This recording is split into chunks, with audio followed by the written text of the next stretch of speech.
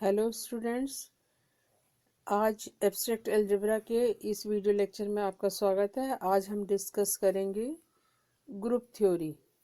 Group theory part 1। इसमें मैं आपको बताऊंगी कि ग्रुप हमारा क्या होता है और ग्रुप की क्या हमारे पास प्रॉपर्टीज़ है, क्या एग्जिम्स है जिनको हमें प्रूव करना होता है। स्टूडेंट प्लीज़ नोट दैट अगर आपको ग्रुप अच्छी तरह से समझ में आ जाए, उसका एक एक पॉइंट समझ में आ जाता है, तो आप पूरा एब्स्ट्रैक्ट अलजेब्रा इसी की एक्सटेंशन है। उसमें सबसे पहले ग्रुप के ही पॉइंट्स आते हैं, उसके बाद फिर इसको एक्सटेंड हम रिंग में, फील्ड, इंटीग्रल डोमेन, ये सब हम करते रहते हैं। तो हमें पहले सबसे पहले है कि ग्रुप हमें बहुत अच्छी तरह से एक एक पॉइंट उसका क्लियर होना चाहिए। इस बात को आप ध्यान में रखिएगा और मैं पूरे डिटेल में पूरी कोशिश के साथ आपको समझाने की कोशिश करूँगी। इसमें सबसे पहले मैं एल्जेब्रिक स्ट्रक्चर को डिफाइन करती हूँ। एल्जेब्रिक स्ट्रक्चर में एक हमारा नॉन एम्प्टी सेट जी होता है, जिसमें with at least one binary operation, एक कम से कम बाइनरी ऑपरेशन उस पर डिफाइंड होनी चाहिए, उसे हम एल्जेब्रिक स्ट्रक्चर बोलते हैं। और उसको जनरली इस तरीके से हम डिनोट करते हैं, जी डॉट, जी स्टार, जी ओ, इस तरह से। इस डॉट, स्टार, जी ओ, ये हमारे पास क्या है, एल्जेब्रिक, ये सॉरी बाइनरी ऑपरेशन है। और जी जो है हमारा नॉन एम्प्टी एक सेट है, राइट। और अगर हमारे पास दो ऑपरेशन है तो हम उसको इस तरीके से डिफाइन कर लेते हैं, आर प्लस डॉट, जिसमें आर को हम आगे चलकर बताएंगे कि आर को हम रिंग का नोटेशन होता है ये। तो ग्रुप की मैं डेफिनेशन पर आ जाती हूँ। ग्रुप, ये जो हमारी बाइनरी ऑपरेशन है, ये क्या होता है, बहुत सारी बुक्स में डॉट लिखा होता है, बहुत सारी बुक्स में स्टार लिखा होता है, बहुत सारी बुक्स में ओ लिखा होता है। तो आप कोई भी नोटेशन, एक ही नोटेशन को फॉलो करें, बस इस बात का ध्यान रखें, कंफ्यूज ना हो इसमें।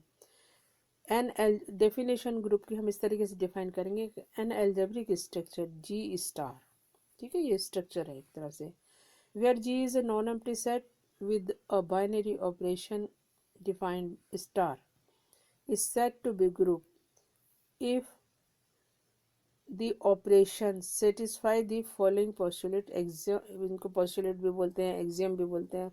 प्रॉपर्ट इन जनरल भाषा में क्या कहते हैं, ग्रुप की चार प्रॉपर्टी बताओ। तो आप इसमें वैसे सही जो वर्ड है वो postulates और axioms है। पहला प्रॉपर्टी या एग्जाम postulate है जीवन। जीवन से हम इसको डिफाइन करते हैं, बहुत जो पुरानी बुक्स हैं उसमें आपको P1, P2, P3 भी मिलेगा, पर अब जनरली जी1 से इसको हम डिफाइन करेंगे। Closure property, G is close under the operation star. Star operation के अंडर जी जो है क्लोज होना चाहिए। इसके लिए क्या हमें प्रूफ करना है, for all A B belongs to, A B किसके एलिमेंट है, जी के एलिमेंट है। A B belongs to G, मतलब फॉर ऑल, सभी के लिए ए स्टार बी जी के अंदर होना चाहिए। सेकंड प्रॉपर्टी, सेकंड एग्जाम है हमारा एसोसिएटिव लॉ। एसोसिएटिव लॉ भी कहते हैं, एसोसिएटिव प्रॉपर्टी भी कहते हैं। इसको हम क्या करेंगे, क्या प्रूफ करना है, for all A B C, तीन एलिमेंट कोई भी ले लेंगे, we take three elements A B C of G. उसके लिए हमें प्रूफ करना है A star B star C equal to A star B star C. ये हमारा एसोसिएटिव लॉ है, ये ट्रू होना चाहिए। Third one, existence of identity element, यानी कि आइडेंटिटी एलिमेंट उसमें हमारा ग्रुप में एग्जिस्ट करना चाहिए, जो हमारा सेट है उसके अंदर एग्जिस्ट करना चाहिए आइडेंटिटी एलिमेंट। आइडेंटिटी एलिमेंट को हम स्मॉल ई से डिफाइन करते हैं।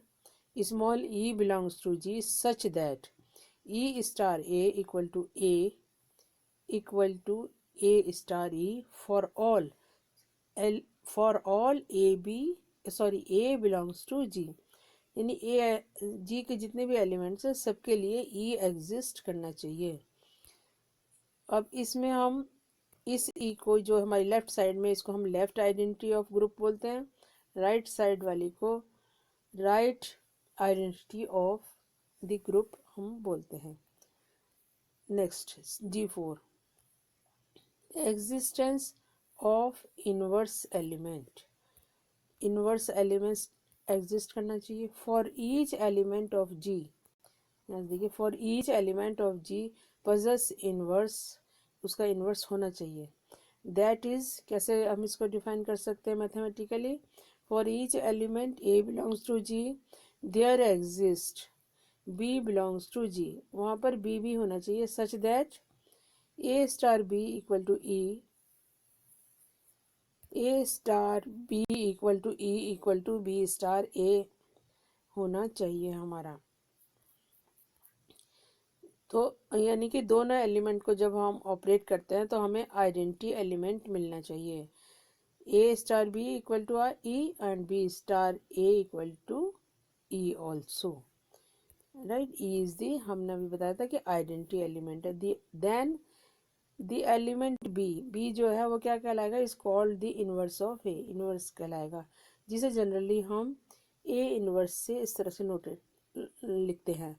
तो हमारा क्या होगा, B equal to A inverse, और इसको हम इस तरह से और शॉर्ट में कर सकते हैं, thus A inverse is an element of G, A inverse जो है वो जी में है, जो अभी हमने ऊपर बी के इक्वल बताया है।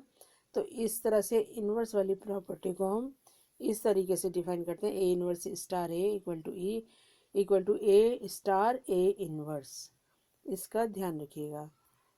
अब हम ये अगर चारों प्रॉपर्टी हमारी ट्रू हो जाती हैं, चारों सेटिस्फाई कर रहे हैं किसी भी अलजेब्रिक स्ट्रक्चर में जी स्टार में, तो G star is a group under the operation star. ये अब स्टार हमारा प्लस और जनरली हम प्लस और मल्टीप्लिकेशन लेते हैं, कुछ केसेस में हम कॉम्बिनेशन ऑफ ये जो बाइनरी ऑपरेशन इनका कॉम्बिनेशन भी लेते हैं, उससे हम आगे जो वीडियो बनाऊंगी मैं उसमें हम उस तरह के क्वेश्चन को कंसीडर करेंगे। अब मैं टाइप्स ऑफ ग्रुप बताती हूँ, किस तरह के हमारे ग्रुप की जो और किस तरह के ग्रुप हमारे पास अवेलेबल होते हैं। ये स्टूडेंट कभी कभी डेफिनेशन पूछी जाती है और कुछ क्वेश्चंस में भी इनका हम यूज़ करते हैं। सबसे पहला है ग्रुपॉइड और क्वासी ग्रुप। क्वासी ग्रुप हमारा क्या होता है, if an algebraic structure G star satisfy only G1 property, G1 axiom, then is called quasi group और groupoid। सेमी ग्रुप, ये हमारा काफ़ी यूज़ होता है semi group, if an algebraic system G star satisfy only two properties G1 and G2, यानी closer and associative axiom जो use satisfy करेगा तो ये हमारा सेमी ग्रुप, या इसको कभी कभी डेमी ग्रुप भी बोलते हैं। फॉर एग्जाम्पल नेचुरल नंबर का सेट मल्टीप्लिकेशन की रेस्पेक्ट में, रियल नंबर का सेट एडिशन की रेस्पेक्ट में सेमी ग्रुप हमारा होता है। नेक्स्ट है मोनोइड। ए सेमी ग्रुप, जो सेमी ग्रुप है अभी हमने ऊपर डिस्कस किया है, सेटिस्फाई G3 ऑल्सो, तो ये मोनोइड कहलाता है और जनरली इसको हम कैपिटल M से डिनोट करते हैं। नेक्स्ट है क्वार्टेरियन ग्रुप। इसमें मैं आपको एग्जाम्पल के थ्रू बताती हूँ। हमारे पास एक एग्जाम सेट है ए, जिसमें कि हमारे एलिमेंट है plus minus one plus minus I plus minus J plus minus K, इस तरह के एलिमेंट लिए हैं। बाइनरी ऑपरेशन है, इसमें हमने मल्टीप्लिकेशन ले ली है, तो ये इस तरह से हमारे पास डिफाइंड है, I square equal to J square equal to K square equal to minus one and I J equal to minus J I equal to K, J K equal to minus K J equal to I and ki equal to minus ij equal to j, then a dot a multiplication is a quaternion group। ये हमारा होता है अगर इस तरह की condition satisfy होती है। इसको आपको कुछ नहीं करना, सिर्फ एक डेफिनेशन की तरह से याद रखना। अब इम्पोर्टेंट जो हमारे पास आता है, जो हमारा यूज़ होना है, वो है हमारा अबेलियन ग्रुप और commutative group. A group G star is said to be abelian or commutative if the composition star is a commutative। जो स्टार हमारी ऑपरेशन है वो कम्यूटेटिव होनी चाहिए। For all A B belongs to G, this one, उसके लिए commutative law A star B equal to B star A true होना चाहिए। तो ये हमारा अबेलियन ग्रुप होगा, ये हमारा आगे सारी उसमें यूज़ होता है पूरी क्वेश्चंस में, और सेमी ग्रुप हमारा यूज़ होता है। अगर हमारा ये अबेलियन नहीं है तो उस ग्रुप को हम नॉन अबेलियन ग्रुप कहलाते हैं, मतलब उसमें कम्यूटेटिव प्रॉपर्टी होल्ड नहीं करती है। नेक्स्ट है finite and infinite group. Finite group क्या होगा? If A group contains a finite number, तो वो फाइनाइट और डिस्टिंक्ट एलिमेंट होने चाहिए उसमें, फाइनाइट डिस्टिंक्ट एलिमेंट होने चाहिए तो फाइनाइट ग्रुप कहलाएगा, अदरवाइज वो इनफाइनाइट ग्रुप कहलाएगा। ये हमारा यूज़ होना है order of a group. Order of a group, the number of elements in a finite group. Finite group में जितने भी नंबर होंगे वो हमारा ऑर्डर ऑफ द ग्रुप कहलाएगा। और इनफाइनाइट ग्रुप में का ऑर्डर क्या हो जाएगा? इनफाइनाइट ग्रुप का ऑर्डर हो जाएगा इनफाइनाइट ऑर्डर, क्योंकि उसमें number of distinct element are infinite. Now smallest group is set. जो स्मॉलेस्ट ग्रुप है वो हमारा सेट होगा जिसमें एक ही एलिमेंट होगा ई मतलब आइडेंटिटी एलिमेंट होगा, वो हमारा सबसे छोटा ग्रुप कहलाता है। Now come to general properties of group. ये हमारी थ्योरम्स की फॉर्म में होती हैं। ये हमारे एग्जाम में क्वेश्चन की तरह भी पूछी जाती हैं और एज ए थ्योरम भी होती हैं। तो ये कुछ थ्योरम्स अपनी बुक से भी आप कंसल्ट कर सकते हैं। पहली थ्योरम मैंने आपको बता रही हूँ, द आइडेंटिटी एलिमेंट। ये एक तरह से प्रॉपर्टी डेफिनेशन सब तरह से पूछी जा सकती है। The identity element of a group is unique. Unique होता है उसमें identity element. The inverse of each element of a group is unique. Inverse भी एक एलिमेंट का एक ही होगा। नेक्स्ट हमारे पास है थ्योरम थर्ड या डेफिनेशन थर्ड, कुछ भी कह लीजिए। The inverse of A is A inverse. एक ए का इनवर्स जो है इनवर्स है। Then the inverse of A inverse is again A inverse का जब इनवर्स निकालेंगे तो वो इट्स सेल्फ एलिमेंट आपका अपने आप हो जाता है। नेक्स्ट हमारे पास जो है रिवर्सेबल रूल, इसको हम बोलते हैं generally. The inverse of the product of two elements of a group G is the product of the inverse taken in the reverse order. ये बहुत ध्यान देने की बात है क्वेश्चन में, ये इम्पोर्टेंट क्वेश्चन भी है, थ्योरम भी है। मैं आपको पहले भी बता चुकी। ए स्टार बी का जो इन्वर्स है is equal to B inverse star A inverse, यानी कि अलग अलग होगा और ऑर्डर जो है रिवर्स हो जाएगा। ए से बी है, इस तरह से जा रहा है तो इसका जो ऑर्डर होगा वो इस तरह से होगा, इसलिए इसको रिवर्सिबल रूल भी बोलते हैं। इसका मैं प्रूफ आपको करके दिखा देती हूँ। Let us suppose A and B with two element of G, तो उनके इन्वर्स भी इसमें होंगे, ए इन्वर्स बी इन्वर्स और the inverse of A B. Inverse वाली प्रॉपर्टी यहाँ हम लगा देंगे, A inverse A equal to E equal to A star A inverse. ऐसे ही B inverse star B equal to E equal to B star B inverse.